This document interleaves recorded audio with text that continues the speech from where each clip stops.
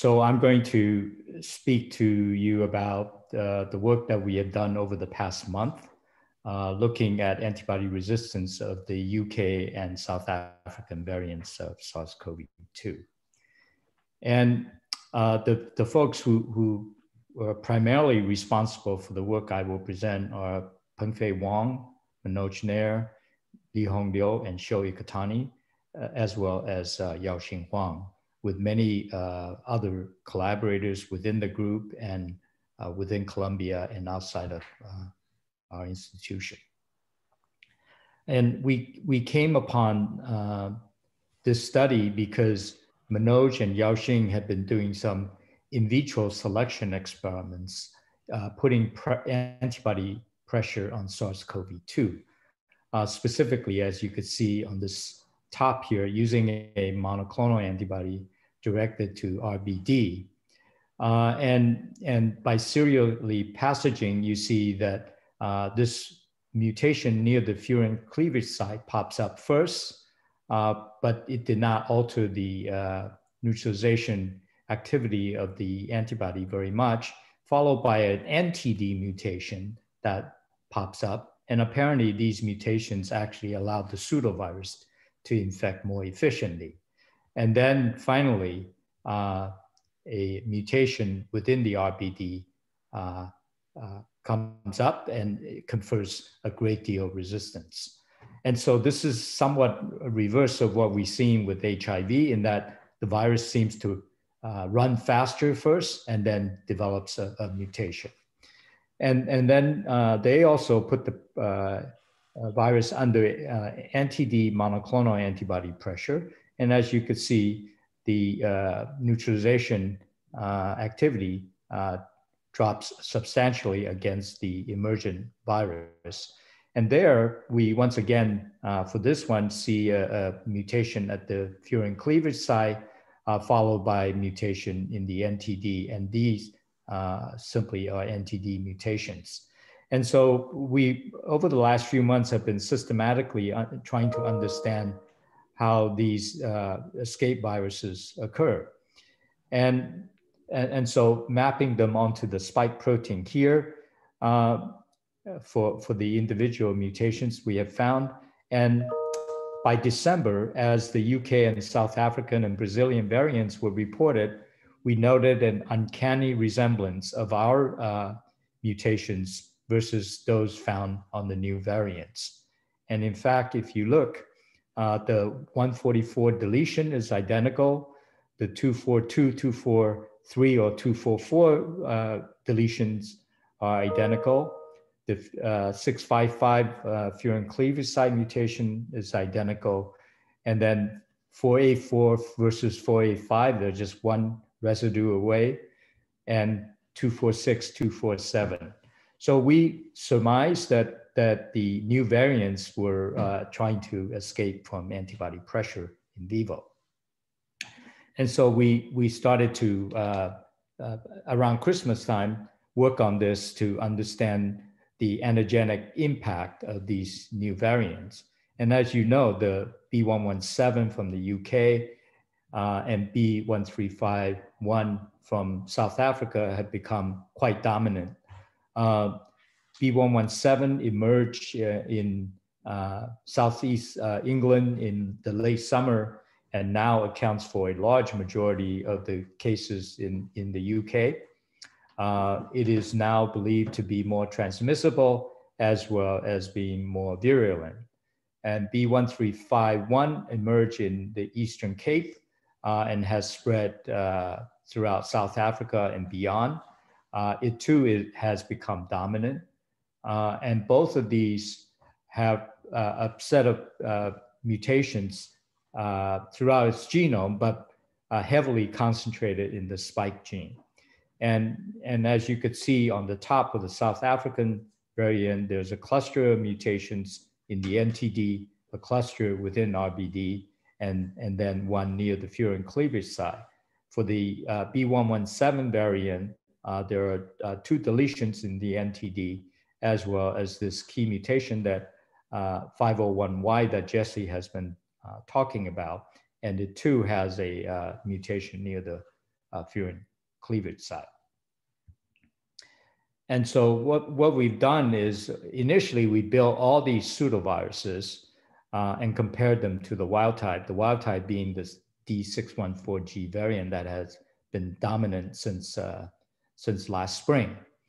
And we built one pseudovirus that contained all the 8 UK mutations and one that contained 9 South African mutations, and then the individual mutations. And we started to work on these while waited for the authentic live viruses to arrive. And when they did, we of course focused quite a bit on the live viruses. And then we subjected the live and pseudoviruses to neutralization by monoclonal antibodies, convalescent plasma, and vaccinee sera. And so first, I'm going to show you the data for monoclonal antibodies. And let me just orient you. This is the top view of the spike. And one RBD is shown in the up position. And there's an inner side of the RBD here and an outer side of the RBD. And the top view is shown here with the ACE2 binding ridge highlighted in yellow. And then we have traced out in color the footprint of a number of antibodies that are directed to this region, which we call the receptor binding motif. And then we have also traced out the footprints of a number of antibodies that are directed to the inner side and a number directed to the outer side. And looked at the neutralization profile against the wild type virus B.1.1.7 and B.1.351. And you could see these two antibodies directed down here are essentially not affected by the new variants. Whereas antibodies, as you get toward the top here for this 9-10-30, or those that are directed to the receptor binding motif, you see slight impairment against the UK virus, but against the South African variant B.1.351, essentially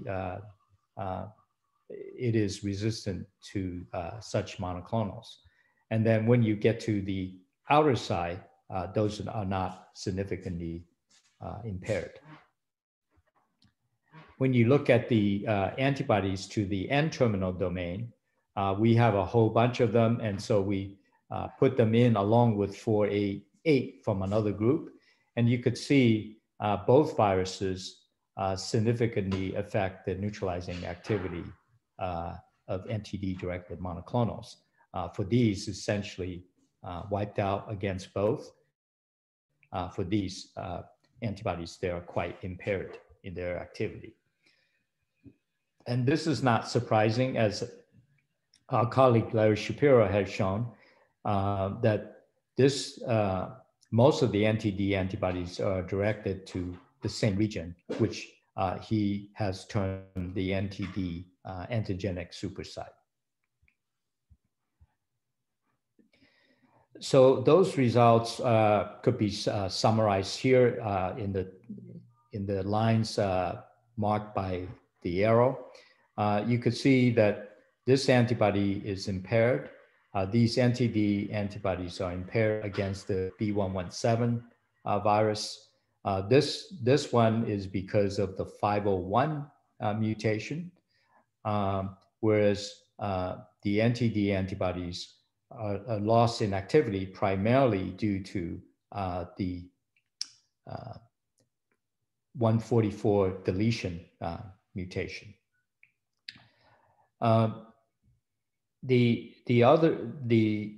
Against the South African strain, you could see these antibodies are impaired. This is recapitulated by the SA Delta 9 pseudovirus, and the mutations responsible for this loss of activity is primarily the 484K mutation, but with 417N contributing in some cases. As for the NTD-directed monoclonals, you could see this there's a dramatic loss of activity, and it's primarily due to the 242, 244 deletion and or the 246I mutation. And structurally, one could easily explain the effect of the 484K as well as the mutations in the antigenic supersite within NTD. Next, we looked at monoclonal antibody regimens that are already authorized for emergency use or in clinical investigation.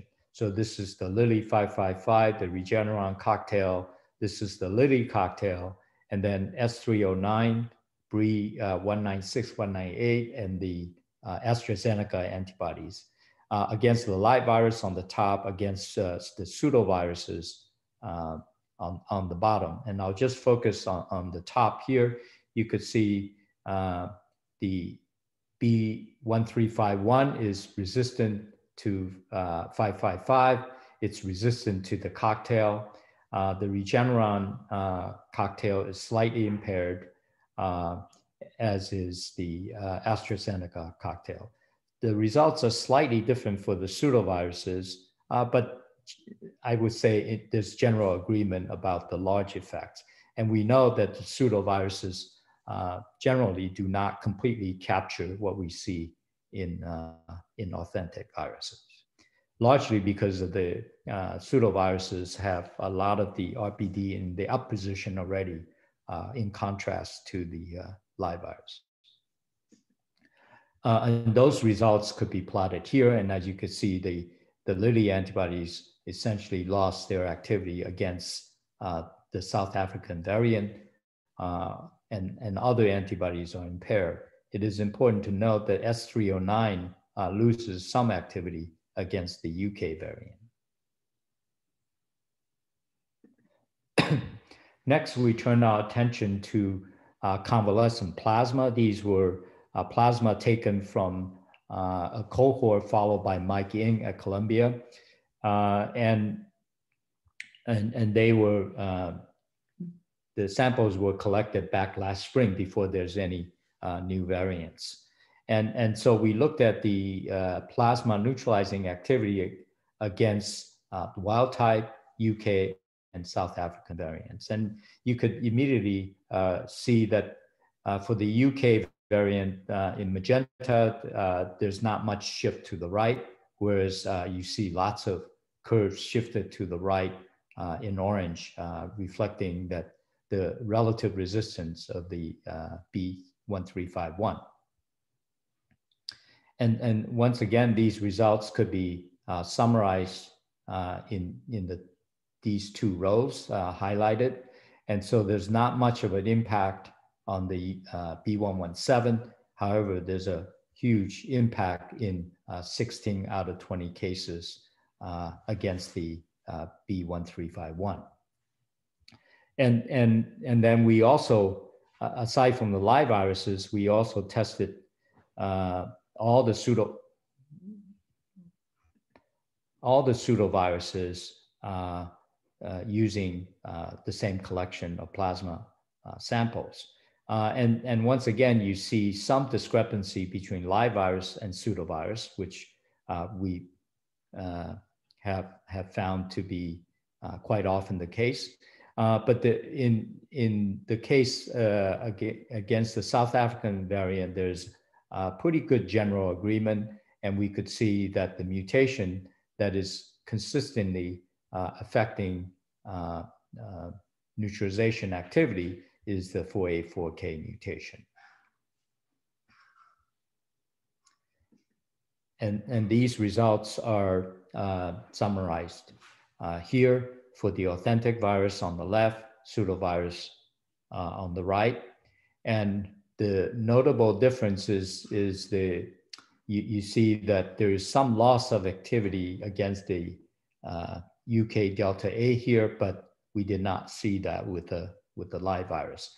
But against the South African variant, we see dramatic losses in both the pseudovirus and in the live virus neutralization assays. And it's about, let's just focus on the authentic virus, it's about tenfold in activity. So this suggests that, as Jesse was saying, even though this is a polyclonal response, this region that contained the mutations is probably quite immunodominant in order to have this effect. And then, obviously these results raise the specter that reinfection might be more likely if confronted with variant virus such as B.1.351. And in fact, that's what South African investigators have observed in the Novavax vaccine trial, where some of the placebo recipients were previously infected with the original strain and then seemingly not protected at all against the new variant B.1.351. And likewise, this reflects the situation in Manaus, Brazil. As many of you would know, that region in Amazonia suffered a pretty large outbreak last spring. And then by November of 2020, about 75% of the population was already seropositive for SARS-CoV-2. And then now, with the emergence of a variant which is called P1, as well as P2, that region is now suffering again from a huge outbreak that included lots of hospitalizations and death. And that suggests that the P1 lineage may be sweeping through the population despite antibody responses directed against the original virus. And that P1 lineage, if you look at the mutations, once again, there are mutations in the NTD and mutations at the same 3 amino acids as the South African variant. And this, again, suggests that there is convergent evolution. This is a pretty nice example. So finally, we decided to look at the neutralization profile of vaccinee sera. So from Barney Graham and John Moscola at the NIH, we obtained 12 serum samples collected from folks who were immunized with the Moderna vaccine. And these samples were collected 2 weeks after the boost. And then from Columbia, Magda Sovietchik followed vaccinee and collected sera from folks about 10 days post the booster shot. And so we looked at those samples for neutralization against wild type, B.1.1.7 and B.1.351 once again. And you'll immediately notice that the magenta lines are generally close to the black lines, whereas the orange line reflecting B.1.351 neutralization are almost always shifted to the right, suggesting loss of activity against that variant. And those results are summarized here. Not much effect on B.1.1.7, profound effect on B.1.351, which is essentially reflected in the pseudovirus. And once again, when you look at individual mutations, the 484K mutation stands out.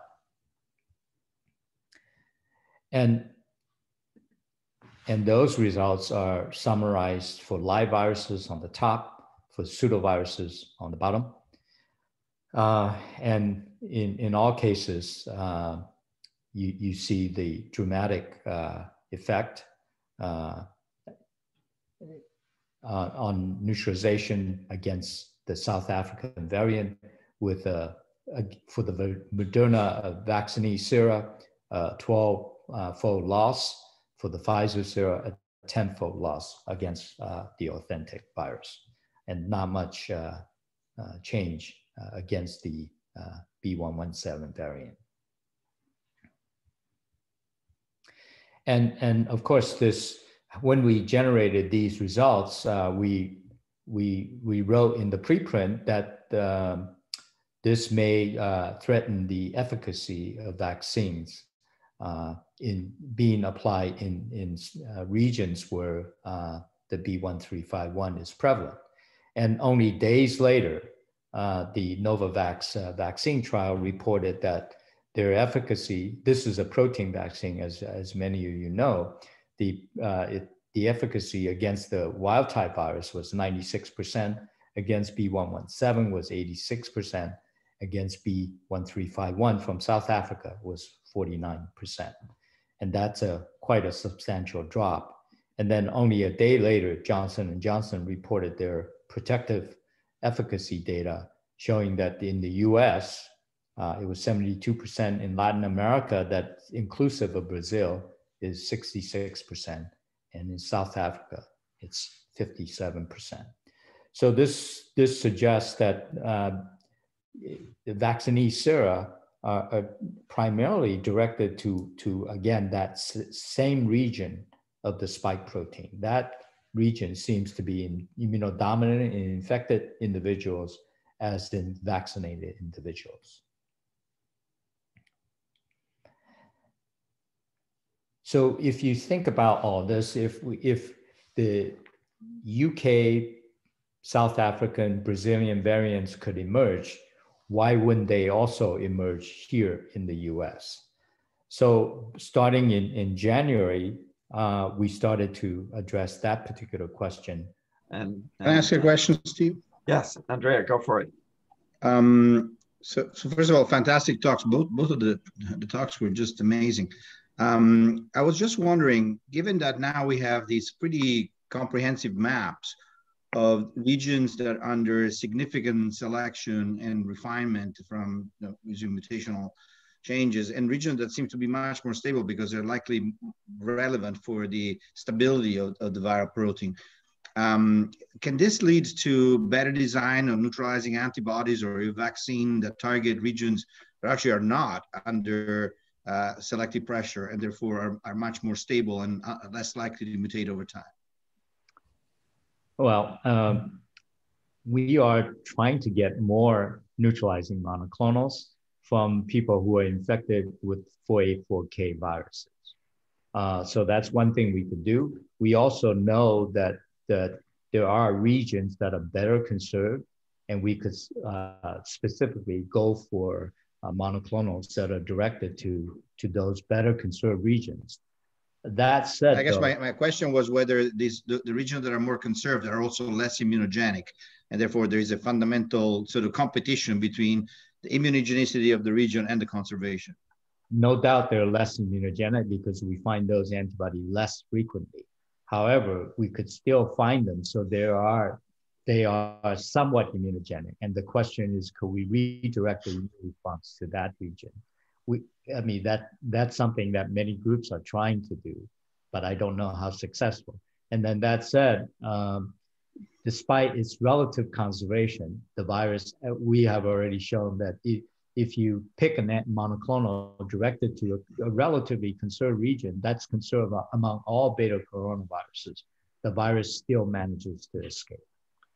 So it's going to be a pretty tough challenge to come up with something that's quite universal. We're probably going to need to continue to have vaccines evolving as the virus does. We have time for just one more quick one. We've got to move on, we're late. So Janine Damiento asks, some individuals who have been vaccinated still have developed COVID. So have we sequenced those variants in those individuals yet? We haven't. I suspect folks are working on that. And I know that in South Africa, they have done exactly that. In the vaccine failure, they have shown that it's largely due to B.351.